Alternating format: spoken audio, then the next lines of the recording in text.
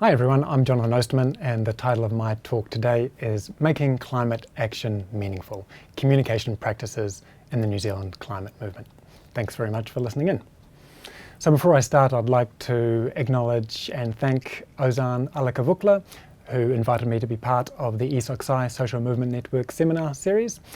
And I'd also like to thank my thesis supervisors, Sandra Gray and Rafe Chapman, as well as all of my research participants from the New Zealand Climate Movement.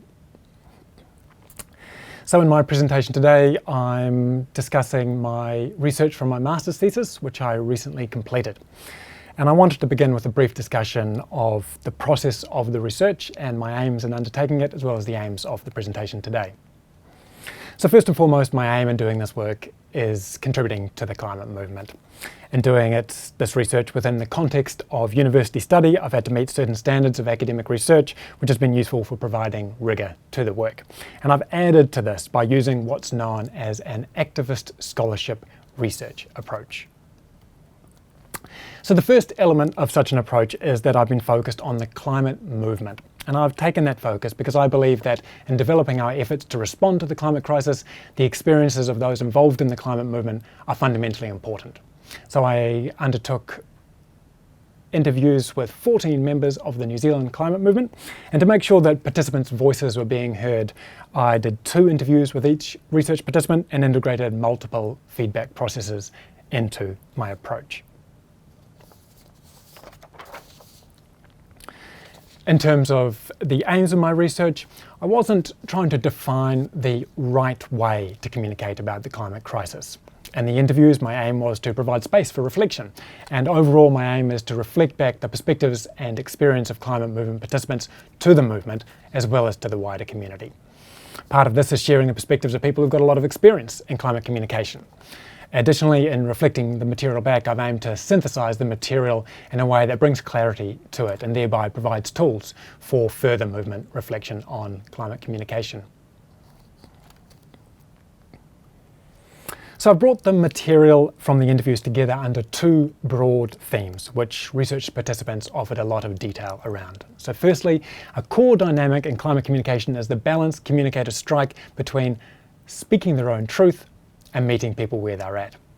Secondly, given the centrality of morality and economics to decision-making around climate action, this dynamic can particularly be seen in the way climate communicators balance and blend moral and economic framing. So after a bit of introductory material, I'll talk about both of these themes today. I also thought it was worthwhile saying something about the way I've approached these themes. As I'm sure you're aware, some academic work has a tendency to be highly abstract, and I've taken a somewhat different approach. To paraphrase anthropologist David Graeber, rather than high theory, what I believe climate activism needs is low theory, a way of grappling with those real immediate questions that emerge from a transformative project. So I've therefore oriented myself to the real immediate questions of climate communication. So as part of my work, I have worked my way through a big pile of academic literature, and so the first question about that is, was it worth it? I'll give a mixed answer to that. There's definitely a lot of really good material out there. I also looked at NGO literature, and there's definitely some good NGO literature. On the other hand, there's a bunch of material from academics, from NGOs, from other organisations that personally I found quite one-dimensional. Today my focus is largely on comments from research participants, although I do share some quotes from what I consider the better academic and NGO material. So overall, there's a really wide range of perspectives offered in the academic literature, just as many as in the movement as a whole. And I found material that supported pretty much every position that was taken by my research participants. But in my view, it's simply not possible to conclude that any particular approach is the right way, based on academic research as it currently stands, and probably ever. Academic research can contribute to our understanding of climate communication, however, and therefore offer some pointers. So turning now to the question of the focus of my research. There are a range of important aspects of responding to the climate crisis, and all of which are interwoven with each other. So here I have organisation, analysis, and communication, and each of these have different aspects. And I really want to acknowledge that questions of, for example, campaign strategy, group sustainability are hugely important. In this research, I've chosen to focus on communication, and I thought I'd share a quotation that speaks to one of my reasons for taking this focus. Jonathan Rowson and Adam Corner state, "There's no shortage of bright ideas for climate policies that would keep us within a safe carbon budget. The bigger challenge is how do we go about persuading people so that policies like these happen?" So communication is really important. Communication practices will have a vital role to play as the climate crisis continues to deepen. Understanding current approaches to climate communication is crucial for ensuring that our communication practices play this vital role. And the recognition of the importance of this has shaped my research focus. So one way of talking about communication that's become popular is through the idea of framing. So frames are mental structures that shape the way we see the world. So I'll just speak out what that means in this situation. Climate movement participants seek to bring about a social consensus on climate action by engaging with people and communicating their understanding or framing of this and undertaking actions that draw attention to this framing. If successful in their framing efforts, they influence the public's own ways of framing climate action, with a resulting change in framing manifesting in new ways of thinking, feeling, and acting. So I particularly focus on the process of framing, on the process of communication decision making. I don't want to just report back what people say when they're communicating about the climate crisis. I also want to address why people communicate in these ways. So my first research participant here is Mike Smith, who has a long history of activism around environmental and Māori issues and is a climate campaigner with Greenpeace. So illustrating one of the ways in which climate activists themselves speak about framing, Mike Smith spoke of helping people see the world through a climate-changed lens. And I think that really encapsulates the challenge of climate communication. This next quote here is from Steve Abel, senior climate campaigner with Greenpeace, and he says, "You can tap into core meanings and values and present them as what's at stake. Essentially, the essence of framing around anything is you give meaning to the struggle, and your opponent disagrees with the meaning you're giving to it, and they try and give another meaning to it. And it's essentially about who wins, the battle of meaning." So you can see from these two quotes that framing is directly considered by movement participants, sometimes using that exact terminology. Additionally, the question of meaning is evoked here by Steve Abel and is tied into the idea of framing. This links directly to the title of my research, Making Climate Action Meaningful. So next here I have a quote from Suzanne Moser, who's a leading academic on climate communication, and she writes, "What message should we give to people? The first answer to this question may seem rather unsatisfactory, namely, it depends." So this links with my earlier comments and it helps frame my research insofar as there's no simple answer to what constitutes effective climate communication. It depends on a number of contextual influences. And among these, research participants named the campaign focus, the type of activity during which the communication takes place, the degree of engagement that the activity allows for, the audience that's addressed, and the goal of communication. So interviewees were or had been involved in campaigns and projects based around deep-sea oil, fracking, coal, transport, food and farming, divestment, community building, and broader sustainability issues. And they include campaigners, educators, permaculturalists, community project coordinators, protesters, and politicians. So turning now to the goals of communication. Through their work, climate communicators promote behavioural change towards both reduced carbon footprints and increased political participation, building public capacity to engage with climate issues, as well as building public demand for adequate climate policy. That behavioural change will cumulatively create social and political transformation via changed social norms and mass mobilisation, building from the ground up to make this transformation culturally and politically embedded. So turning now to the first of those two broad themes that I mentioned earlier, the balance between speaking your own truth and meeting people where they're at. The first and most basic way that climate communicators make climate action meaningful is by providing information about the climate crisis. In addition to this, though, Steve Abel suggests that you will actually get much greater support if you speak to your own truth. He explained, often it's about remembering what at its core we're actually here for. So a central way in which speaking the facts and your own truth manifests is through what's known in the literature as diagnostic and prognostic framing, describing the problem and the solutions. And a core element of this is a focus on fossil fuels and the need for reduced greenhouse gas emissions, including through the use of renewable energy. However, participants also spoke of broader issues. Catherine Peat is a Treaty of Waitangi educator who integrates sustainability issues into her work. And she spoke of the crisis that we face brought on by the economic system and manifesting itself in the climate. And I'll particularly speak about this in the second part of the seminar. Next here we have a quote from Nicole Masters, who's an agroecologist and farmer educator. And she said, a big part of what we're looking at when we're looking at the carbon loading in the atmosphere comes from soil, and people haven't been hearing that part of the story. And because I agree with this, I specifically chose to include 3 research participants working on food and farming issues in this research. Next here we have a quote from Catherine Chung, who's a member of Climate Justice Taranaki. And she said, I think community will give you the security, especially when the economy's collapsed and you do need people around you whom you can trust and share whatever you have with each other. And I like this quote because it shows how climate action may not necessarily be focused directly on the climate itself, and that building community resilience is an important response to the climate crisis.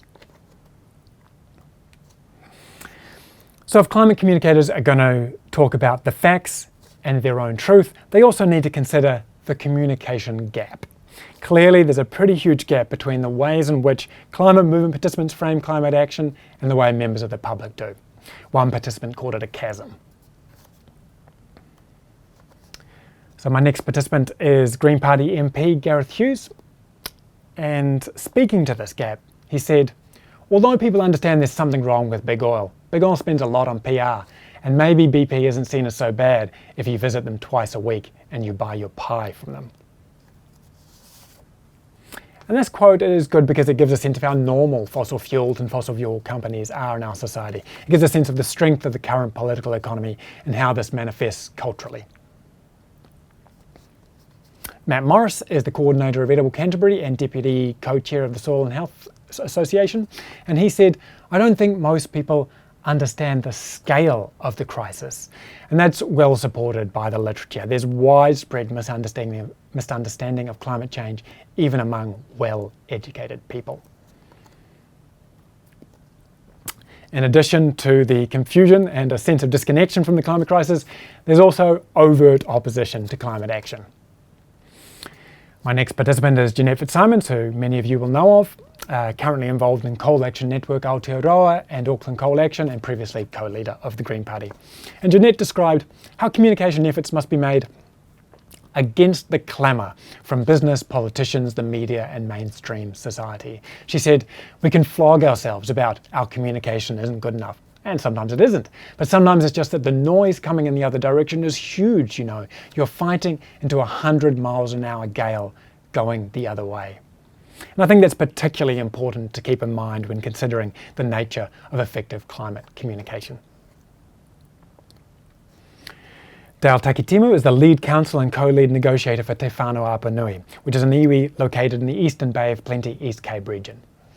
In 2010, Petrobras was granted exploratory oil and gas drilling licenses for the Raukumara Basin, which was actively opposed by Te Whānau Apanui and a number of other groups. Dale spoke of the sense of being outgunned and out-resourced, saying that Te Whānau Apanui was up against the New Zealand government and Petrobras, which was owned by the Brazilian government and funded for that exploration by the Obama administration, and then we had most of the oil industry gunning for that as well. And Dale compared this to the zero budget that they were working with. So that gives you a real sense of the disparity at play. And as you may know, ultimately Petrobras gave back their licenses and didn't continue with further drilling. So a nice little win for the climate there. So I've got another quote here from Matt Morris. He says, there's concern out there, and yet they vote the national government in.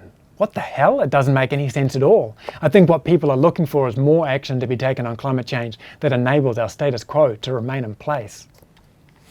So you get the sense from this quotation that yes, the national government is a problem. but the public also plays a significant role, both through their own actions and through support for the National Party and for the status quo.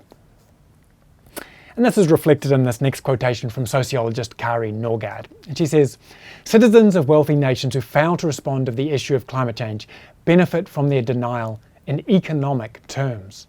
They also benefit by avoiding the emotional and psychological entanglement and identity conflicts that may arise from knowing that one is doing the wrong thing."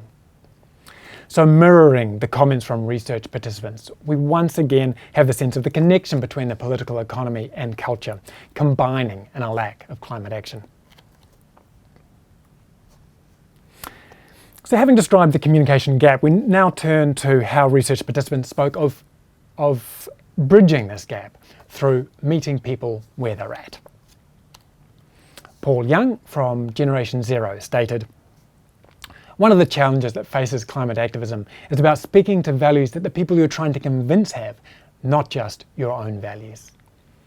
So in this quotation, you can see both sides of the balance that I've been describing. The balance between speaking to your own values and the values of those you're talking to. And also of importance here is that focus on values which many participants spoke of. So a number of participants suggest that linking the global and the local was a way to connect with people. Paul Young described using local scale campaigning, such as supporting the Auckland City Rail Link, to show what tackling climate change looks like. Steve Abel spoke of the 2015 floods in Whanganui. He said, "We gave people the image of people shoveling silt out of their living rooms and said, that's a consequence of climate change. That's a consequence of government inaction on climate change, and we're going to see more of that." So turning now to co-risk and co-benefit framing. So what that is issues like the risk of an oil spill, which aren't climate change as such, but are connected with it. And people spoke of how such issues can be used to connect with a range of different people. Steve Abel said that the risk of oil washing on our beaches is an immediate threat of loss that people strongly respond to. He similarly spoke of the destruction of groundwater or toxic chemicals or fire coming out of your tap as emotive issues that can be used to oppose fracking. And Catherine Chung indicated that in her experience of working on fracking, this was true, with people connecting more with water issues than with the climate crisis. The sense that people respond to such co-risks can also be seen in terms of effectiveness. Nicole Masters spoke about the effectiveness of focusing on soil health, giving the example of a young farmer who she said doesn't care about anything except money, he doesn't care about climate change. She spoke of how by focusing on soil health, which influences this farmer financially, she's able to get wins for the climate. So other ways of making climate action meaningful are through dialogue and ongoing engagement. And Te Whānau Apanui's tribal kura is a good example of a combination of these. Dale Takitemu described the tribal kura as a 2-day wānanga at the marae, approximately once every 2 months, describing it as a space for people to ask questions and have big ethical debates. She spoke of the role in the tribal kura in getting people decision ready, thereby providing the foundation for the Petrobras campaign over the preceding years. She stated, "I think that's partly the learning out of the tribal kura, just this constant kind of talking and the showing of these images and stories from around the world. But also I think a lot of it's come through Mike Smith and what him and Hinika Mako have captured in terms of people's experience in their New Zealand climate documentary, Hei Ao Wera, and being able to say, that's a climate change issue. That's a climate issue." So as I've said, meeting people where they're at always needs to be grounded in and in balance with speaking the facts and speaking your own truth. And this was expressed by Dale Takitemu, who spoke of trying to get as broad support as possible while still remaining true to ourselves. Several interviewees made it clear, though, that with certain audiences and in certain situations, they'll make strategic decisions to hold back on expressing certain things out of a desire to connect with that audience. Jeanette Fitzsimon suggests that sometimes you do have to dilute the message, but said that you can do this without accepting people's prejudices and without going against your core beliefs and values.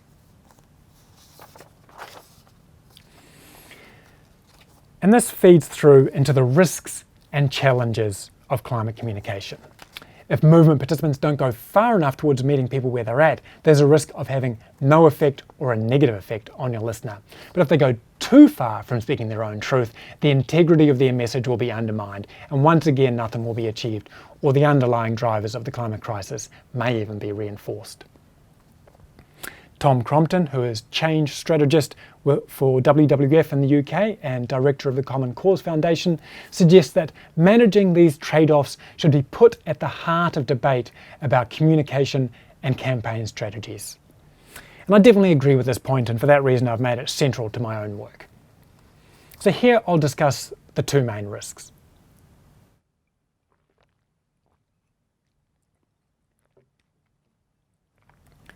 Firstly, there is the risk of not connecting with people.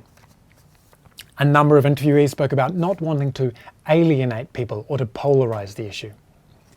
Coming from a different angle, Gary Cranston cautioned about the lack of communication about solutions that will be relevant to ordinary people. Matt Morris spoke about the risk of climate activism not actually entering into people's lives. Catherine Chung suggested that climate change can itself be a barrier and can turn people off. And Matt Morris elaborated on this. He said, so every time you try and talk about something to do with climate, sort of like the colour green appears, and if the audience isn't culturally aligned to that program, then they'll just switch off.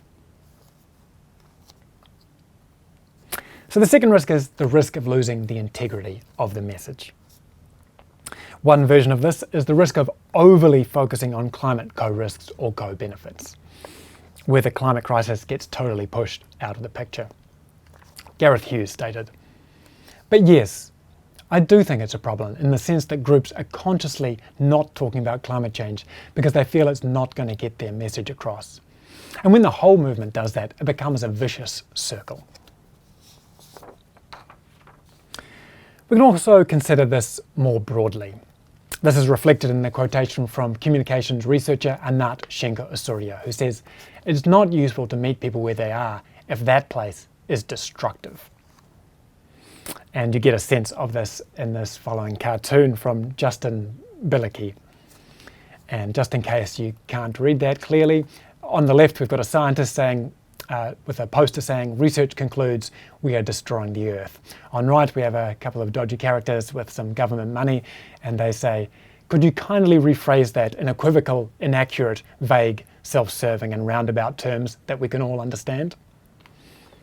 And so that really fits in with the suggestion from several writers to use ideologically friendly frames. Suzanne Moser and Lisa Dilling suggest that climate communication should not challenge the sense of self and basic worldviews of audiences. However, personally, I find this quite problematic insofar as the worldviews and values of the 1% and the global middle class are exactly what have caused the climate crisis in the first place, and therefore really do need to be challenged. And that's supported by comments in the literature. Andreas Itterstad suggests that it's important to frame solutions to climate change, but this must be thought of in relation to the objective situation we're in, not primarily what we believe will resonate with public opinion. Stefan Lewandowski suggests that polarization may be unavoidable and that rather than nuanced cognition about whether polar bears are a good icon for climate communication, what may be more needed is, in his words, deep courage.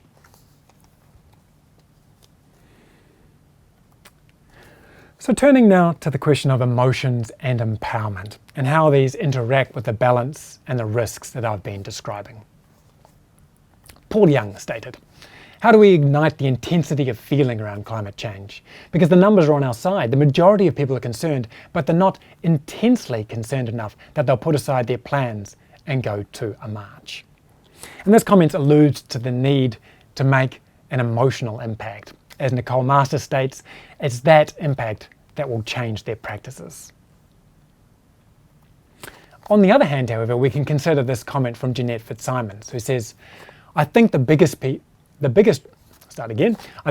reason why people turn off and don't engage is that it's just too big. Once you take it seriously, it's overwhelming." So we can see that the need to make an emotional impact must be balanced with the need to avoid emotionally overwhelming people with the weight of the climate crisis. And this is reflected in this next quotation from Mike Smith. He says, "You've got to have a balance between the fear element of it and the hope for the future. So it's important to raise the spectre as a motivating force and as a reality check. You've got to get real about this. It's serious, it's imminent, and it's almost guaranteed. So we've got to get our heads around that. But secondly, we've got to have some hope for survival. Otherwise, people will just give up.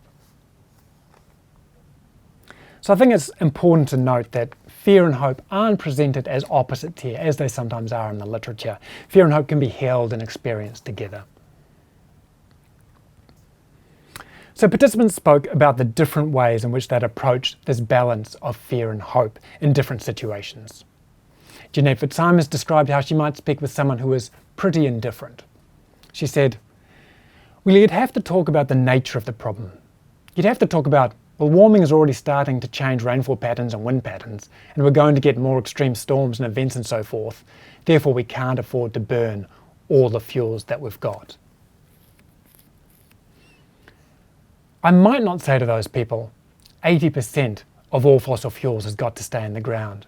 We're not going to have cars in the future. There are going to be tens of millions of climate refugees, and New Zealand's going to be overrun by them because it's one of the few safer places. Our farmland is going to be absolutely decimated by weather changes. And I wouldn't say, oh, things might get a little bit drier either. I'd say we're going to have some pretty severe droughts, and in a way they've already started. But I wouldn't lead them through to the frightening logical conclusion of all this. Not just yet. In contrast with this, in the next slides, we have some examples of strong statements that participants said that they'd make. And again, from Jeanette. She said, I've said that certain behaviours of certain corporations are destroying my grandchildren's future, which is a pretty big thing to say. Mike Smith described how he'll speak with audiences about a number of high-end climate impacts, including the potential consequences of a 3.3 metre sea level rise by 2050, drawing on the work by climate scientist James Hansen, with multi-metre storm surges on top of that. Participants also spoke about how the climate crisis brings risks of both increased conflict and increased injustice. Next here, a comment from Gary Cranston from Climate Justice Aotearoa and Unite Union. And he said, we're either going to do something that makes a difference in terms of avoiding tipping points, or we're not. There's no such thing as half doing it. And he really spoke about the importance of communicating this. So we turn now to the question of solutions. Interviewees spoke about how a focus on solutions of various types is a way of promoting hope and empowerment. Nicole Masters stated, if you don't leave them with what's possible, you just have some depressed people who'd continue doing what they're doing. A number of participants made the point that giving voice to real solutions is itself part of the solution and can be empowering and encouraging for people. Gary Cranston spoke of the Beautiful Solutions Aotearoa project, which is in the process of compiling climate solutions from around the country. And I've got a screenshot here of their website, which is well worth checking out, and you might like to add something to it. Robina McCurdy is a sustainability educator and community development facilitator, and she's speaking here about her Localising Food Project documentary series. And she states, I wanted to make these initiatives known from one area to another so people could know what's possible. So I've got another screenshot that's of her website there, and that's another one that's well worth checking out. So Kathleen Cross and colleagues from the Canadian Centre for Policy Alternatives state, as one's awareness and examples and forms of political success grow, so too does one's capacity not only to resist cynicism in oneself, but also to intervene and disrupt its hegemonic presence in everyday political discourse. And I really like that quote because it's a good example of positive feedback in climate awareness and action. So I've described a number of aspects of the first broad theme in my research, the balance in climate communication. Now we turn to how this balance manifests in moral and economic framing. Firstly, moral framing. Gareth Hughes stated, in history, all successful campaigns have appealed to people's hearts, have been morally based and have really played on values.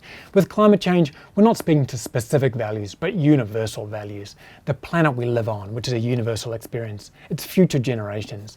It's not hard to speak to a values-based framework when it comes to climate change.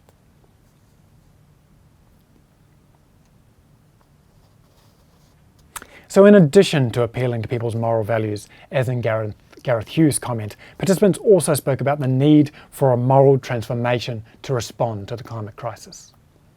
Nevo Flynn is the Executive Director of 350 Aotearoa, and she stated, "So I see it as changing the culture around fossil fuels, changing what's okay and what's not okay, and getting fossil fuels to a point where we see them on a par with weapons and bombs." So turning now to Māori cultural framing. Mike Smith and Dale Takitimu spoke in a similar way to other participants about using moral framing. However, an additional element that magnifies this is the way in which such a framing is embedded in the Māori cultural context and thereby reflected in a strong sense of identity. In Dale Takitimu's words, connecting right through into the core of who we are. This appears to more deeply enable both the use and active reception of such framing, thereby potentially allowing it to more successfully prompt action once cultural values have been linked with the climate crisis. Dale Takitimu stated, "I think probably the main thing for us is that we'd always anchored in our worldview. So basically right from the beginning, our creation stories about rangi and papa are environmentalist. Basically an environmental manual right there." She spoke of how with the Petrobras permit for deep sea oil drilling, "I can't think of one single hui we had at home that didn't start with our discussions about rangi and papa and pou and tangaroa and our connection to the sea." So I think you really hear in those quotations how much the Māori cultural context was present in Te Whānau a Apanui's climate activism. So turning now to the risks in moral framing. Two are commonly stated. First of all, that it'll just be too slow. Tom Crompton notes that this is a legitimate concern, but also adds that not prioritising the necessary moral transformation may itself help defer ambitious action until it becomes too late. Secondly, moral framing may annoy or intimidate people. However, studies suggest that even individuals who score highly on measures of materialism identify with and are receptive to messages framed using self-transcendent values, at least under certain conditions. So turning now to economic framing. John Peet is the chair of Sustainable Aotearoa New Zealand, and speaking of climate change and interrelated issues, he said virtually all of it has to do with the way we do economics. Next here, a comment from Gary Cranston. He said, "You're not going to change the emissions levels by just trying to change the emissions on their own. They're going to be changed by other things, like changes in what and how economic decisions are made." So you have the sense here of the centrality of the economic drivers of the climate crisis. So changing the political economy requires climate movement participants to engage with economics as it's currently practiced and to speak in some manner to economic elements of the climate crisis. Participants described the economic case for action, highlighting how the climate crisis is also an economic crisis and speaking of how it's cheaper to act earlier. Beyond such concerns, however, participants varied widely in the degree to which they gave priority to economic framing. So when considering economic framing, it's also important to consider economic counter-framing, the ways in which those opposed to climate action frame the situation. So a number of participants suggested that most counter-framing is economic in nature, and they mentioned a number of different types of this. So firstly, benefits of the status quo framing, which includes comments around how fossil fuels have enabled us this standard of living. Next, environment versus the economy framing, which includes highlighting the costs of climate action in terms of jobs, money and standard of living. Common versions of this framing include the suggestion that climate action will be a threat to schools and hospitals and will mean living in caves with only candles for lighting and killing all the cows. I'm not sure whether you can make it out on the screen, but that cave with candles up in the left-hand corner might not be so bad, but let's not kill all the cows. Nevo Flynn commented, "I think a lot of people are willing to argue that economic argument to the death, regardless of what's factual and what's not factual." So interviewees described how economic framing can meet people where they're at because of how economics relates to people's well-being. They also discussed ways in which economics can be presented so as to help people connect with these ideas, an important example of which is speaking to the economic co-benefits of climate action. Participants spoke of the importance of speaking about jobs and livelihoods, and they shared a range of experiences in terms of communicating the economic case for action. Catherine Chung spoke about using the downturn in dairy and fossil fuels to say, this is the time to look for options. So turning now to the risks of economic framing. I've got a quote here from Nevo Flynn, who spoke of not letting economics play the central role in discussion. And she maintained that the movement needs to do more than just win those economic arguments. She said, one of the things that we could do as a movement that would make us more powerful is stop framing things in their terms. We need to change hearts and minds, and that's what we're good at. So in line with this, a number of interviewees described the dangers of foreground economic framing, including the risk of losing the integrity of the message.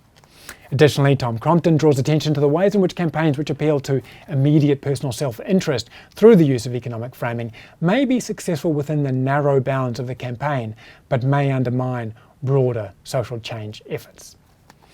Speaking in similar language to Nevo Flynn on the previous slide, Crompton also notes that Martin Luther King didn't start his famous speech by saying, I have a cost-benefit analysis. Rather, he drew upon people's sense of justice, equality, and empathy. Approaching these issues from a different angle though, Gareth Hughes spoke about moral and economic framing and said, I always think it's got to be a mix and a balance.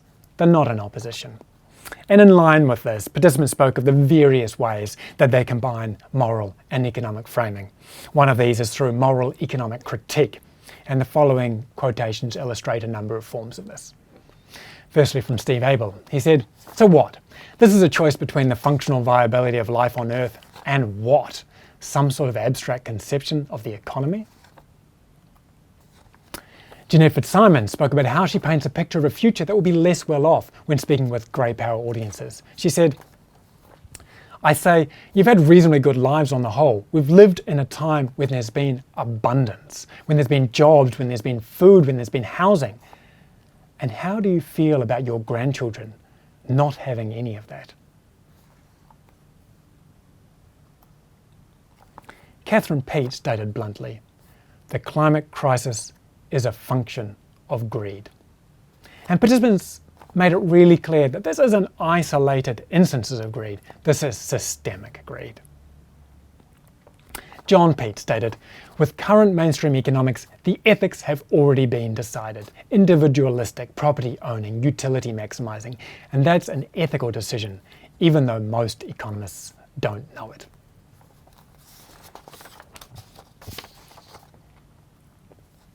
Interviewees recognised economics as a language of political power and a tool for exerting dominance, as well as a way of speaking to real needs. The economics of greed and the economics of need. The core idea critically evoked by interviewees was profit over people and the planet, profit at all costs, and investors wanting more, more, more. John Peat spoke of the idea that productivity needs or efficiency needs or market needs take precedence over the common good. And several interviewees also expressed the importance of directly highlighting the values and morals behind the actions of businesses, institutions and governments, often via public shaming. Nevo Flynn spoke of this as a real kind of stigmatization of the fossil fuel industry.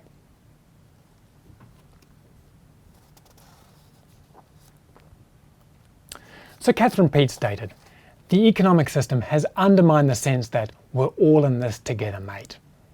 Journalist Paul Verhaeghe said, a changed economy reflects changed ethics and brings about changed identity. The current economy is bringing out the worst in us. And so in these two quotations, which mirror each other, you get a sense of the moral effects of economic systems. So one of the ways in which a moral economic critique manifests is through systemic critique, a sense that the mainstream responses to the climate crisis are inadequate for the task at hand. as you can see in this cartoon here from Ben Jennings. So Nevo Flynn stated, "Climate change is the symptom of a society that's really dysfunctional. We have a pretty sick society and a pretty sick way of living and dealing with economics that has to change." And I think slowly we need to be pushing people to say this. And obviously climate change is happening fast, so we do need to stop the carbon emissions first and foremost, but we do have to eventually change the whole system. So participants critique neoliberalism, consumerism, economic growth and capitalism, and I'll talk to the latter two today. In terms of critiquing economic growth, several interviewees described just how hard it is. Jeanette Fitzsimons said that moving past economic growth has been the hardest political message I've ever had to sell in my whole life, and it still is, and it's the one I feel I've made very little progress with. Gareth Hughes stated, "Economic growth has been placed on the altar of the most important thing in politics. To talk about not having growth, it almost feels treasonous." But he added, "So I guess I avoid those exact words, but try to get around it by talking about other things that people will find important, which in some cases are analogous to economic growth. So jobs, prosperity, economic development in the regions, for example." And a last quote here on this slide from Asher Miller and Rob Hopkins, who make the case that it's important to name the elephant in the room that is economic growth. And they say, "Perhaps it seems too radical to publicly challenge the economic growth paradigm. It may be that many environmental organisations understandably make the strategic decision not to do so. But we believe that the environmental community must at least internally name the elephant in the room and adjust its strategies and programs based on an understanding of this." So two participants expressed some concerns about communicating anti-capitalist ideas not being a good way of connecting with people. In congruence with the need to connect with people but offering a contrasting opinion, Gary Cranston suggested that this need not be complicated. He said, "I've never read Das Kapital. You don't need to. There are very simple things about capitalism that everyone can understand." He spoke of capitalism as this living, eating thing spreading around the world, looking for the cheapest wages.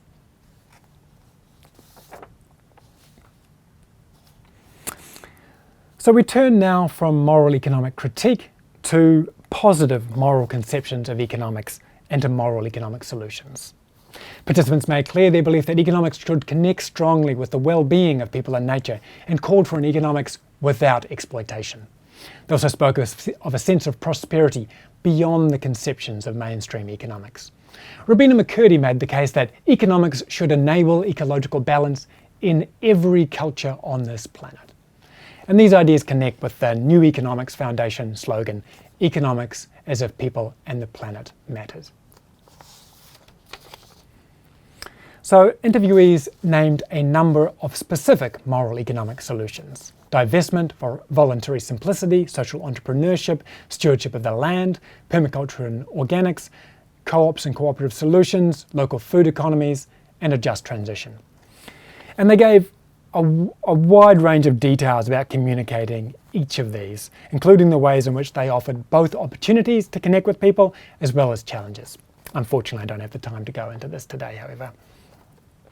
But in congruence with a number of these solutions, Robina McCurdy spoke of the importance of developing strong models on the ground. She said, "It's about creating a new paradigm to step into, not just in theory, but in practice, being tried and tested and experimented with as the old paradigm crumbles."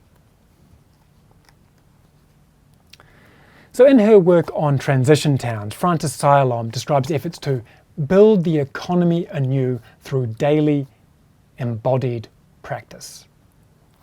Instead of seeing economics as something distant and theoretical, we have here a living economics, bringing attention to the way in which we embody economics through our daily actions, what we eat, how and where we travel, what we buy. In terms of the transformative power of the creation of practical, productive alternatives, British sociologist Hilary Wainwright comments, "These tendencies do not necessarily have an immediate lasting impact on the dominant structure of political power, but they set the material foundations for the embedding of values of solidarity, social justice, cooperation and democracy, against those of possessive individualism. Our analysis of neoliberal power indicates that such foundations are a condition of an effective challenge to neoliberal dominance. So in their combination of the creation of such material foundations with a systemic critique backed up by mobilisation, the New Zealand climate movement is clearly working towards such an effective challenge. As demonstrated in the comments of participants in this research, communicative efforts to promote both a systemic critique and real alternatives are an integral aspect of these efforts.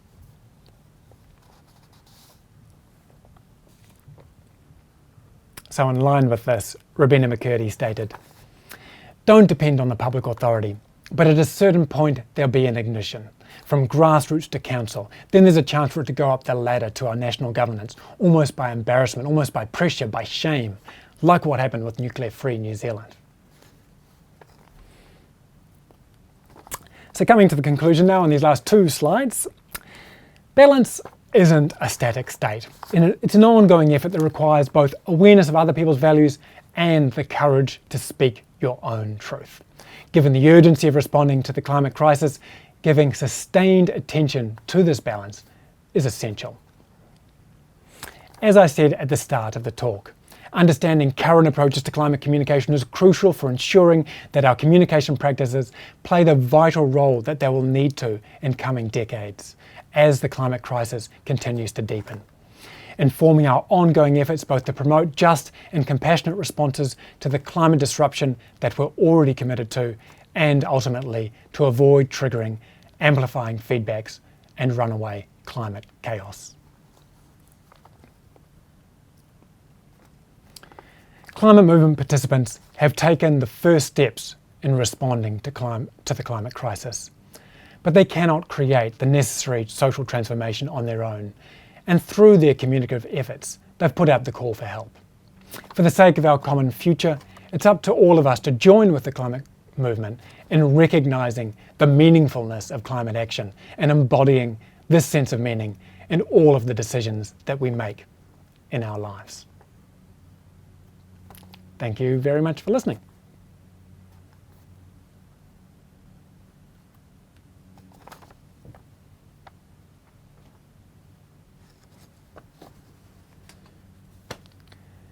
That's us.